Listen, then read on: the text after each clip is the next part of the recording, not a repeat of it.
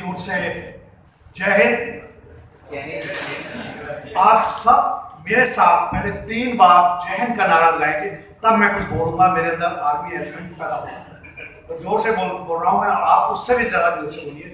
जय हिंद, जय हिंद, जय हिंद। हर व्यक्ति के अंदर कहीं ना कहीं छोटा सा कण एक सैनिक का होता है। सभी यहाँ जितने बैठे हुए हैं आप सब सैनिक हैं। मान लिया कभी भगवान ना करे कोई ऐसी आपदा आ जाती है और मान लिया हर एक व्यक्ति को हमें दुश्मन से लड़ना पड़ जाए, तो एक एक घर में हर एक बंदा जो है, जो भी उसके पास हथियार है उसको लेकर के तैयार हो जाएगा दुश्मन से लड़ने के लिए। तो ये आप सब लोग अपने आप को एक फौजी ही माने। फर्क सिर्फ इतना ही है कि हम लोग यूनिफॉर्म पहन के एक सिस्टमाइज वे में हम लोग आगे यही काम करते हैं। तो साथियों, मैं कोई ऐसा नेता नहीं हूँ, मुझे बहुत बड़े भाषण भी नहीं देने आते। मैं आपसे सीधे सीधे मोटी मोटी बातें करना चाहूँगा। जिस युग में, जिन दिनों में मैं पैदा हुआ 1945 में, तो उसके 2 साल बाद हमारा देश आज़ाद हुआ। कुछ मध्यम सी यादें हैं अभी तक हमारे दिमाग में, लेकिन उसके बाद जैसे लाइफ गुजरती गई, 1962 की लड़ाई हुई, जो चाइना ने हमारे देश पर अटैक कर दिया। उन दिनों में मैं पढ़ाई कर रहा था, मैं अपने ग्रेजुएशन कर रहा था दिल्ली यूनिवर्सिटी से। उन दिनों जो खबरें आती थी हमारे पास, हमें ऐसा लगता था कि ये जो हमारी शिकस्त हुई है शायद इसलिए हुई है कि हमारी आर्मी में, पहली बात तो उतनी बड़ी आर्मी नहीं है हमारी जितनी चाइना के पास है, उतने हमारे पास वेपन्स नहीं है, वैसे यूनिफॉर्म नहीं है, क्योंकि वो सारा एरिया बहुत ठंडा है। उस एरिया में लड़ने के लिए अलग टाइप की ड्रेस चाहिए थी, अलग टाइप के वेपन्स चाहिए थे, वो सब नहीं था।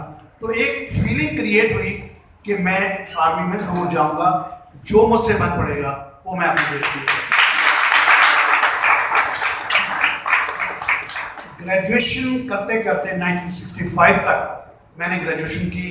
उन्हीं दिनों में पाकिस्तान के साथ हमारा युद्ध चल गया और तब तक हमारा देश काफ़ी मजबूत हो गया था और हमारी फौज ने, मैं उस वक्त आर्मी में नहीं था, लेकिन मेरे अंदर आर्मी एलिमेंट 1962 की लड़ाई से ही पैदा हो गया।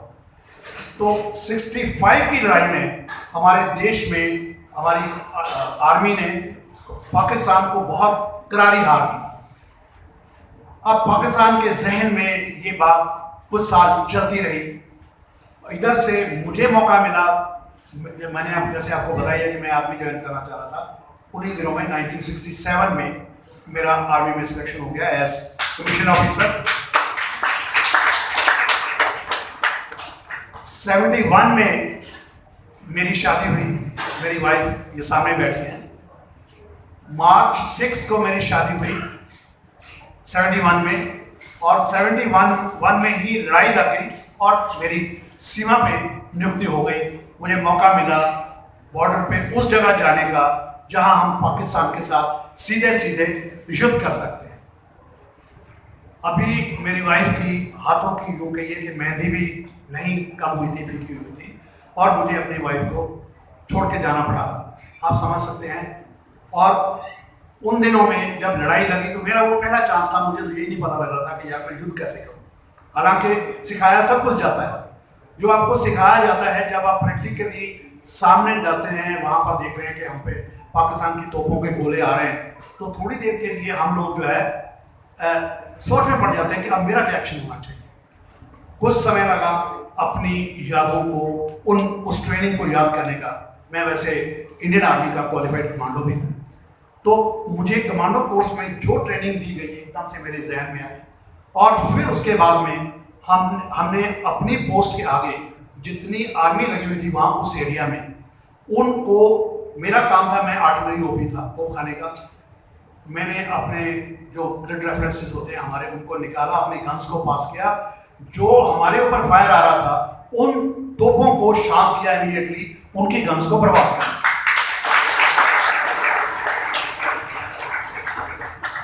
और उसके बाद आदेश हुआ कि हम चाहते हैं कि पाकिस्तान को इतना खदेड़ दिया जाए पीछे।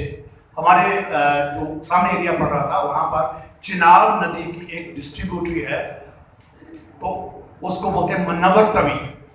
तो ये आदेश हुआ कि पाकिस्तान को उधर ही रखना है, इधर नहीं आने देना, वो हमारी सीज़फायर लाइन बननी चाहिए। अब पाकिस्तान को पीछे धकेलने के लिए और उनको कमज़ोर करने के लिए उनके पीछे के जितने भी ठिकाने हैं, चाहे उनका सप्लाई बेस है या उनका मिशन डंप है या उनका पेट्रोल डंप है, वो सब बर्बाद करने थे। तो इस तरह के काम, मेरे सामने कुछ हमारे पुलिस ऑफिसर्स भी बैठे हुए हैं, ये काम सिर्फ कमांडोज ही कर सकते हैं।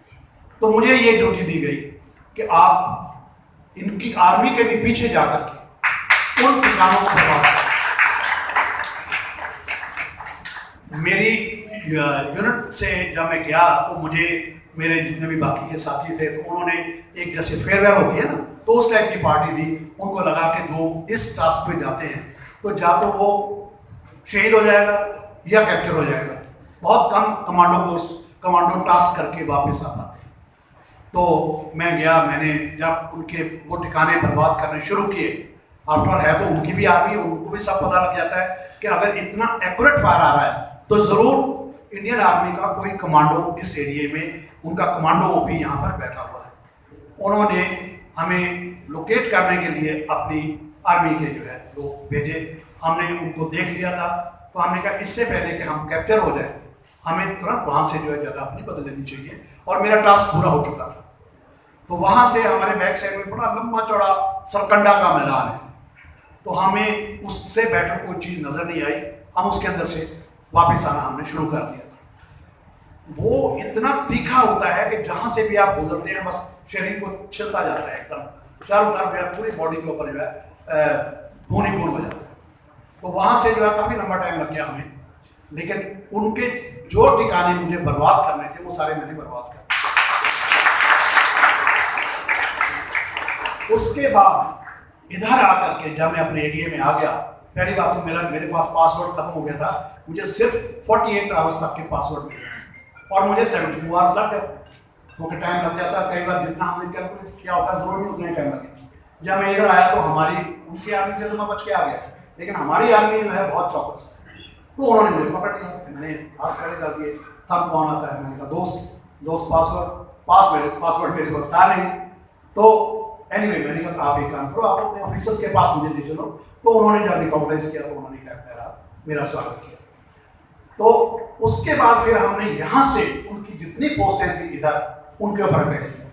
तो मेरे पास उस टाइम पे 54 गन्स, पूरा एक ब्रिगेड की गन्स जो है मेरे डिस्पोजल पे थी। हमने उनके ऊपर अटैक किया। जितनी उनकी नफरी इधर थी, या तो उनको खत्म कर दिया, उनके टैंक्स को कैप्चर कर लिया, उनकी गन्स को कैप्चर कर लिया। जो भाग सकते थे भाग गए, बाकी सबको जो है हमने POW बना दिया, प्रिजनर ऑफ वॉर।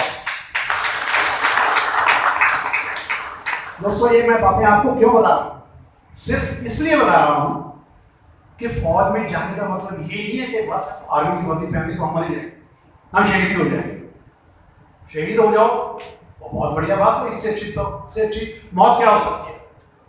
ये तो हमारे बहुत बड़े बड़े ऋषि मुनि जंगलों में पहाड़ों में जाके जिनकी भक्ति करते हैं, तब जाकर के किसी को मुक्ति मिलती है।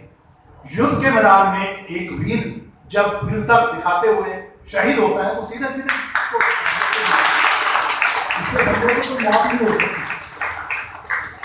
तो दोस्तों ये बात मैं आपको इसलिए बता रहा हूँ कि अगर मेरे जैसा बंदा जिसने इतनी थिक बैटल में जाकर के लड़ाई लड़ी है, अगर मैं इस वक्त आपके सामने जिंदा रहा हूँ, आज मेरी एज 76 की है, अभी भी मेरे मन में आता है कि अगर कभी जरूरत पड़े तो मुझे फिर दोबारा बुलाया जाए तो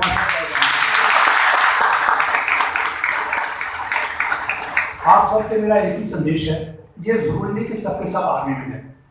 जो जिस फील्ड में है आप अपने फील्ड में रह करके ये विचार अपने मन में रखें कि मुझे देश को आगे ले जाने के लिए हर वो काम करना चाहिए जिससे आपका डिपार्टमेंट जो है उन्नति करे और पूरा देश उन्नति करे, तरक्की करे। चाहे पुलिस में है, चाहे आर्मी में है, चाहे किसी सिविल के डिपार्टमेंट में है, आप इस चीज को वो भी निभाएं।